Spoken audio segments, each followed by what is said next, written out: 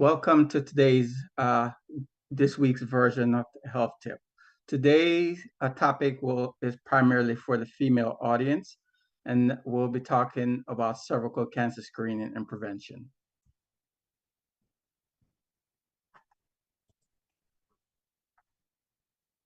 So cervical cancer is probably the most common cancer in women worldwide, and it's the leading cause of cancer death in women as well. In the past decade in the United States, we've seen a decline in the number of cervical cancer, and that's due to the mass screening, PAP test screening. So PAP smear, as you guys most of you are familiar with, are used to detect high-risk HPV and cervical cancer cells. So HPV itself is present in a high percentage of sexually active women, but about 90% will clear on their own within months or a few years. About 5% of women who have been diagnosed with HPV will result in precancerous lesion. Those HPV will result in precancerous lesion. So there are some screening recommendations, some age-related screening recommendations for cervical cancer.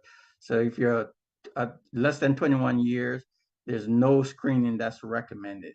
If you're 21 to 29 year old, then Pap smear, you should be getting Pap smear every 3 years. If you're 30 to 65 year old, you should be getting HPV and Pap smear every 5 years, or just Pap smear every 3 years. So you may be asking, well, what's the difference between the HPV and the Pap smear itself? Well, oftentimes when you go into the office, you're getting both of them done, and the testing is exactly the same. The difference is with the Pap smear, the pathologist they're looking for cancer cells, cervical cancer cells. With HPV testing, they're looking for the HPV virus. So HPV itself, there are high risk.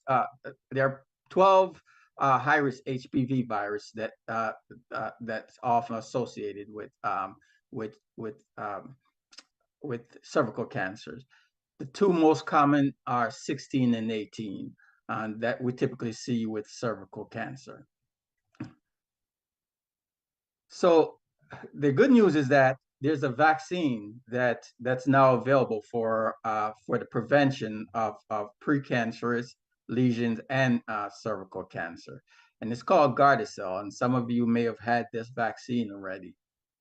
And it's very effective, actually. It's probably have about a 97% efficacy or effectiveness rate in decreasing the risk for cervical cancer itself. So as I mentioned, it covers 8 of the 12 high-risk lesions or high-risk virus that we tend to see with cervical cancer. Subtype 6, 11, 16, 18, 33, 45, 52, and 58.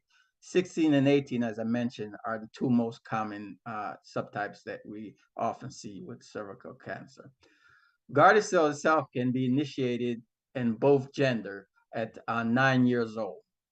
It should be initiated at that time. That's the recommendation. If for whatever reasons someone failed to have gotten the Gardasil vaccine, there's a catch-up also.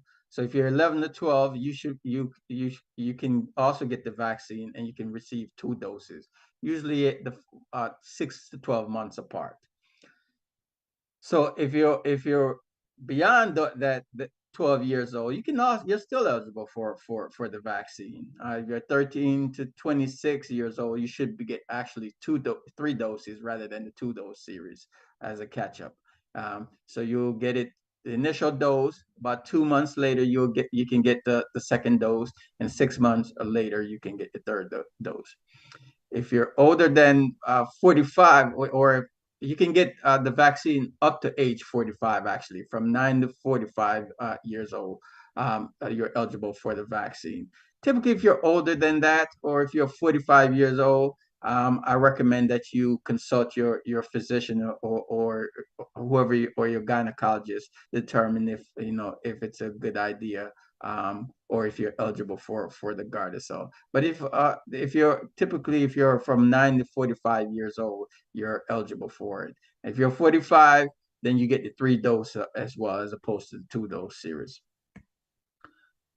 So if you've been diagnosed with high risk HPV or cervical cancer, typically the first thing your gynecologist or your primary care doctor would order is what's called a colposcopy, and it's just a scope that they utilize to visualize your cervix to take a look at the cancer cells. And if they deem that the cells appear to be cancerous, then they may order what's called a cold knife biopsy, where they'll cut a circular cone from your cervix and send it to the pathologist for a biopsy. So on the right there, you can see the various depiction of what cervical cancer looks like. So it's a pretty, again, it's the most common cancer that's afflicted, that women tend to afflict women. And that's my talk for today. If you have any question concerning cervical cancer or any other health concerns, you can contact us at info@agapeadventfellowship.church. That's info@agapeadventfellowship.church. Thank you.